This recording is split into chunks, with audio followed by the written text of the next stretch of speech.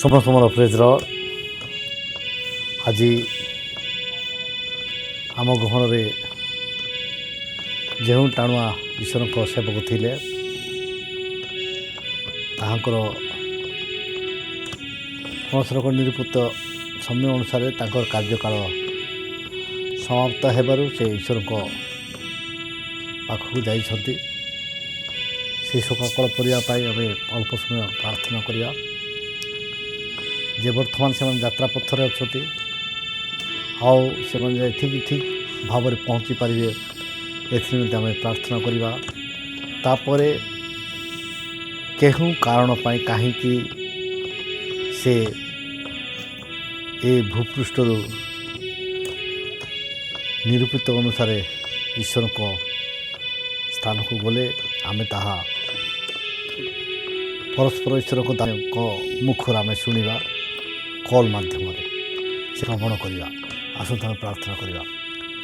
ସ୍ୱର୍ଗସ୍ଥ ପିତା ତୁମ ସମାନ ଧନ୍ୟବାଦ ଦେଉଛି ପ୍ରଭୁ, ତୁମେ ଯେ ପ୍ରଶଂସା ପାଇବା ଏକମାତ୍ର ପରଥର ତୁମର ଅଜଣାତରେ କୌଣସି ମୁଣ୍ଡର ଚୁଟି ବି ଝଡ଼ିବ ନାହିଁ, କିନ୍ତୁ ତୁମର କଳ୍ପନା, ତୁମର ଯୋଜନା, ତୁମର ଉଦ୍ଦେଶ୍ୟ କ'ଣ ଆମେ କିଛି ଜାଣିନୁ ପିତା।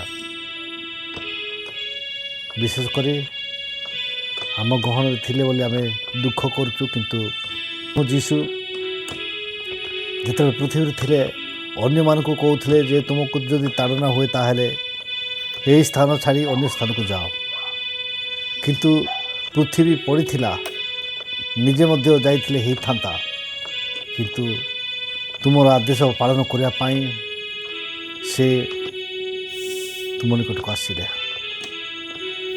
ଠିକ୍ ସେପରି ତୁମର ଦାସଙ୍କର ଆଜି ତାହାଙ୍କର ସମାପ୍ତ ହୋଇଅଛି ଏବଂ ସମାପ୍ତ ହେଲା ପରେ ବର୍ତ୍ତମାନ ତାଙ୍କର ଶରୀର ଭେଲୁଠାରୁ ଗାଁକୁ ଆସୁ ପ୍ରଭୁ। ଯିଏ ଯେଉଁ ବ୍ୟକ୍ତି ଗାଡ଼ି ଚାଳକ ସେ ନିର୍ଜୀବ ଯାନକୁ ସଜୀବ ଯାନର ପିଲକ୍ଷେତ୍ରକୁ ଯେପରି ନେଇ ଆସିବେ ତାକୁ ସୁବୁଦ୍ଧି ଦିଅ ଏବଂ ସୁଜ୍ଞାନ ଦିଅ, ସେ ଯେପରି ଉତ୍ତମ ଭାବରେ ଗାଡ଼ି ଆଣିକି ପହଞ୍ଚାଇବେ ଏବଂ ତାଙ୍କର ବଂଶ ଜ୍ଞାତି କୁଟୁମ୍ବ ଯେଉଁମାନେ ଭାଙ୍ଗି ପଡ଼ିଛନ୍ତି ସେମାନଙ୍କୁ ଉତ୍ତମ ଜ୍ଞାନ ଦିଅ, ବୁଦ୍ଧି ଦିଅ, ବିବେକ ଦିଅ, ସ୍ୱପ୍ନ ଦର୍ଶନର କଥା କୁହ ଏବଂ ଧୈର୍ଯ୍ୟ ଦିଅ ଏବଂ ସେମାନେ ଯେପରି ଦାଉଦଙ୍କ ଉପରେ ଚିନ୍ତା କରିବେ ପ୍ରଭୁ ନେଇଯାଇଛନ୍ତି, ଆମେ ସେ ଜାଗା ଯିବୁ କିନ୍ତୁ ସେ ଆଉ ଆସିବେ ନାହିଁ। ଆମେ ଯେତେ ଦିନ ପର୍ଯ୍ୟନ୍ତ ସେବା କରିବା କଥା ଆମେ କଲୁ, କିନ୍ତୁ ଈଶ୍ୱରଙ୍କର ଯୋଜନା କ'ଣ ଥିଲା ତାହାକୁ ନେଲେ, ସେଥିପାଇଁ ତାହାଙ୍କ ନାମ ଧନ୍ୟବାଦ ହେବ ବୋଲି ତୁମକୁ ପ୍ରଶଂସା କରିବେ, ତୁମକୁ ଧନ୍ୟବାଦ ଦେବେ। ଏଥିନିମନ୍ତେ ପିତା ତୁମେ ସ୍ୱପ୍ନ ଦର୍ଶନ କଥା କୁହ। ଆଜି ଅଳ୍ପ ସମୟ ପ୍ରଭୁ ସେ ତୁମର ଦାସମାନ କଥାବାର୍ତ୍ତା ହେବା ଭଏସ୍ ରେକର୍ଡିଂକୁ ପ୍ରତ୍ୟେକ ତୁମର ସେବକ ସେବିକା ଏବଂ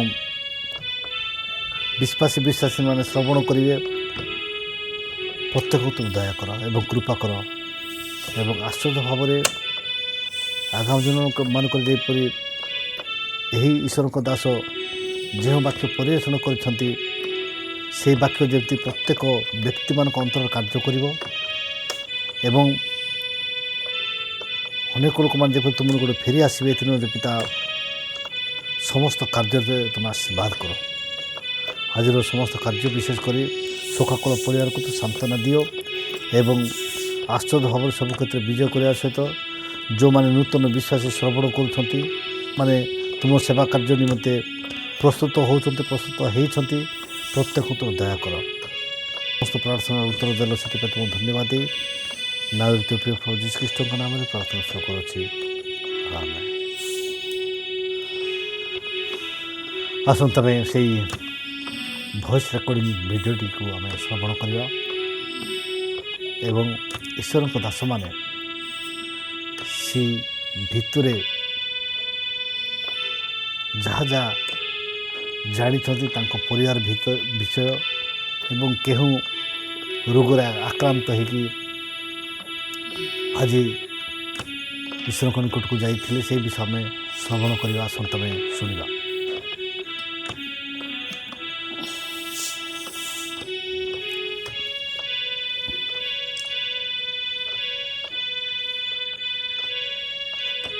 ଭଲ ଅଛ? ହଁ ମୁଁ ତ ଭଲ ଅଛି ଆଜ୍ଞା। ଆପଣ କେମିତି ଅଛନ୍ତି? ହଁ ଭଲ ଅଛି ପ୍ରଭୁଙ୍କ ପିଲାମାନେ ସବୁ ହଁ ସମସ୍ତେ ଭଲ ଅଛନ୍ତି। ଆଜ୍ଞାଙ୍କର ପରା ଖବର ଶୁଣିକି କେମିତି କଣ ହେଲା ହଁ ବୋଲି କଣ ମୁଁ ଭାବୁଥିଲି। ପରା କଣ ତାଙ୍କ ବ୍ଲଡ କ୍ୟାନ୍ସର ହେଇଗଲା ହଁ ହଁ ହଁ ଆଉ ହେଇଗଲେ ଆଉ ହଁ ଏବେ ରଞ୍ଜିତ ଭାଇନା ଫୋନ କରିଥିଲେ ତ କହୁଥିଲେ ଆଉ କଣ ଭଲ ଅଛନ୍ତି ଆପଣ? ହଁ ଭଲ ଅଛି ଭାଇ ଟିକେ କଥା ହେଇ ଆସିଛି। ହେଲେ ଇଏ ଆମର ପାଷ୍ଟର କେମିତି ଏକ୍ସପାୟାର କଲେ? ଆଜ୍ଞା ହଁ ପରା କିଛି ସେ ତ ବାହାରିଥିଲା ସେ ତ ଛତିଶଗଡ଼ ଥିଲା ସେ ତ କଣ ଲାଗୁଛି ଜାଣିବୁ ଆମେ ଏବେ ପର୍ଯ୍ୟନ୍ତ ଗାଁ କଣା ହେଇନି। ସେ ମା ଛତିଶଗଡ଼ ଥିଲା ଏବେ କାଲି ଆଣିପାରନ୍ତି କେତେବେଳେ ପହଞ୍ଚିବେ କେଜାଣି। ହଠାତ୍ ଏ ଖବର କେମିତି ଏଟା ହେଲା? ଶୁଣିଲା ହଁ ପରା କଣ ହାର୍ଟ ଆଟାକ୍ ହେଲେ ନା କଣ? ତାର ବ୍ଲଡ କ୍ୟାନ୍ସର ଥିଲା। ବ୍ଲଡ କ୍ୟାନ୍ସର ଥିଲା। ପ୍ରେଜ ଲର୍ଡ କେମିତି ଅଛ?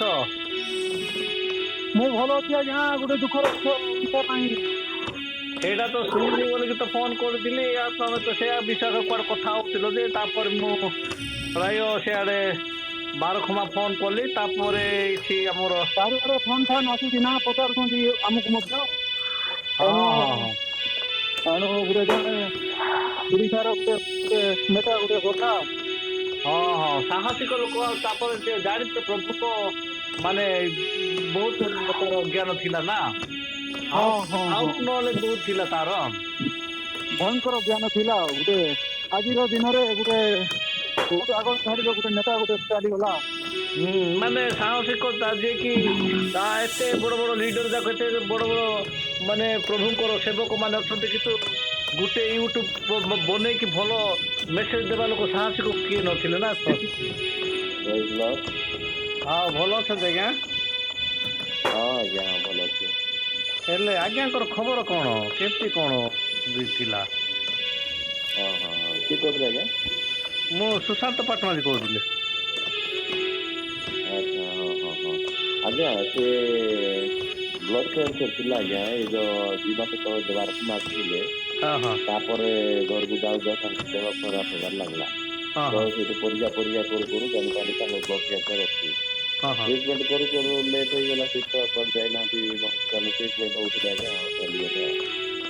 ହଁ ହଁ ହଁ ହଁ ପରା ମୁଁ ଏଠି ଦେଖିଲି ଏବେ ଯେ ମୁଁ ଭାବିଲି କନଫର୍ମ ମାନେ କନଫର୍ମ ତ କନଫର୍ମ ଯେ କଣ ତାର ଏତେ ହଠାତ୍ ଯୁବକ ନାଇଁ ଆଉ ମୋ ବ୍ଲଡ ତ ବି ତ କ୍ୟାନ୍ସର କମ ଥିଲା ଏଜ୍ ର ସେଥିପାଇଁ ବହୁତ କମ ଏଜ୍ ର ଆଜ୍ଞା। ହଁ ହଁ ବହୁତ କମ ଏଜ ର ଆମେ କେତେବେଳ ଲୋକ ଏବେ ମୁଁ ବାରଖମା ଥିଲା ବେଳକୁ ଏଡେ ଛୋଟ ଛୋଟ ଥିବ ମୁଁ ସେ ତାର ଇଏ ମାନେ ଭାବୁଛି ମଥା ନବ କଥା ଭାବିଲେ ହୁଁ ମେନ୍ କଥା ଆଜ୍ଞା ତାଙ୍କ ବାପା ମା ଏବେ ସୁସ୍ଥ ସବଳ ଅଛନ୍ତି କୁହନ୍ତୁ ନାହିଁ। ହଁ ହଁ ହଁ କିଛି ରୋଗ ନାହିଁ ଆଜ୍ଞା ତାଙ୍କର ବାପା ମା ର ଦୁଇ ଜଣଙ୍କର ହଁ ହଁ ରୋଗ ବଢିଆ ଜିନିଷ କିଛି ନାହିଁ ବୁଢା ବୁଢୀ ହେଇକି ଆରାମସେ ଅଛନ୍ତି। ବିଲ କାମ କରୁଛନ୍ତି ଆଜ୍ଞା ଗୁହାଳ କାମ କରୁଛନ୍ତି ବୁଲି ବୁଲି ଅଛନ୍ତି ଏଠି ବଜାର ଅଛନ୍ତି କହିବାର ନାହିଁ। ନାଇଁ ସେମାନେ ଆଜ୍ଞା ତାଙ୍କ କୁ ପୁଅ ବି ଯଦି ଦେଖିଲେ କଣ ଚାଲି ତାଙ୍କ ଭିତରେ ଏତେ ଇଏ ଥିବ ବୋଲି କିଏ ଜାଣିଛି ମାନେ ନା ଏଇଟା ତାଙ୍କ କଣ ମାନେ ଟୋଟାଲ ଜଣା ତ କିଛି ଇଏ ଜଣା ନଥିଲା ନା ପଡୁନଥିଲା ଆଁ ହଁ ବାବୁ ଜଣା ପଡୁନଥିଲା ଆଜ୍ଞା ହଠାତ୍ ଏଇଟା ବାହାରିଗଲା ତ ଜଣା ପଡୁନଥିଲା। ହଁ କେତେ ଆମର ପୁଅ ଝିଅ କେତେରେ ଆଜ୍ଞାଙ୍କର? ଆଁ ଆଜ୍ଞାଙ୍କର ପୁଅ ଝିଅ କେତେଟା? ପୁଅ ଗୋଟେ ଝିଅ ଗୋଟେ ଆଜ୍ଞା।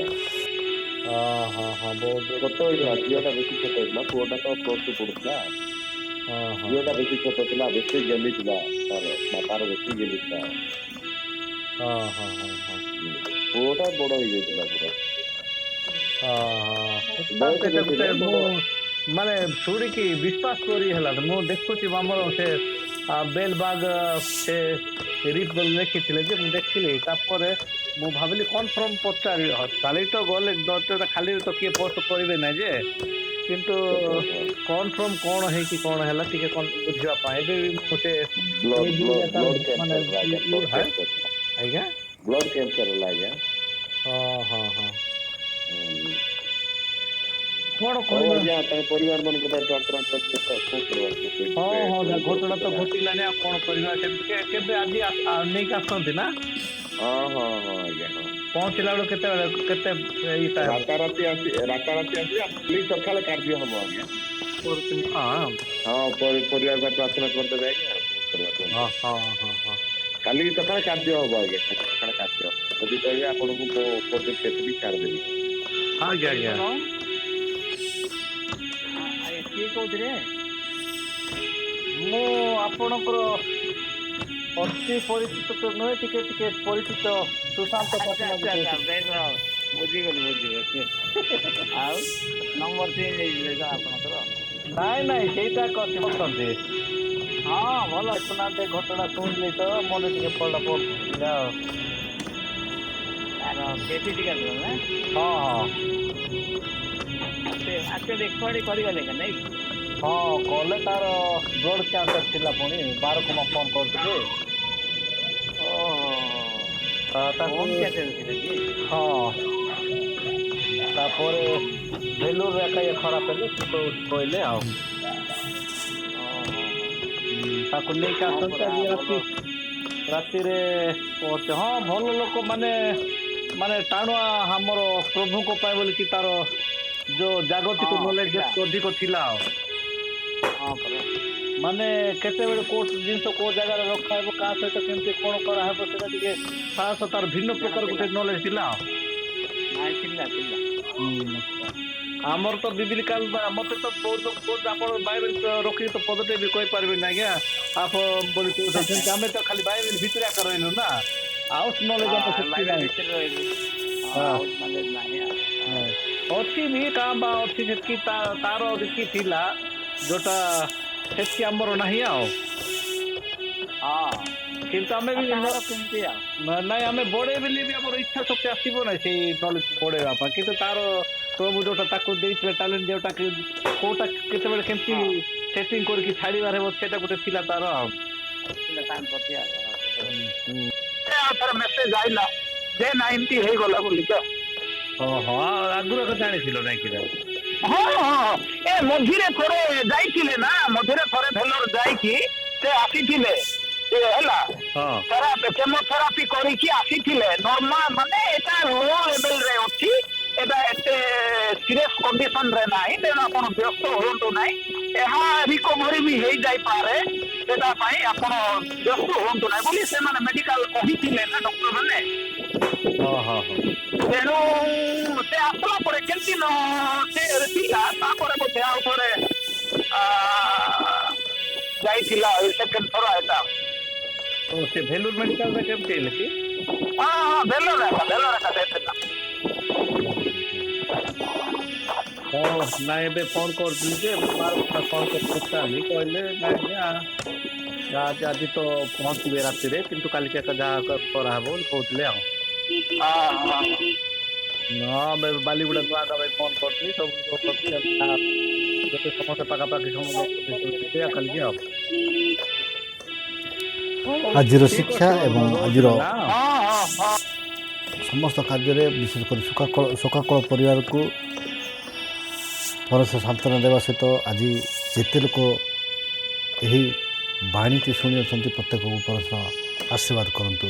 ରହିଲି, ନମସ୍କାର, ପ୍ରେଜ୍ ଦ ଲର୍ଡ।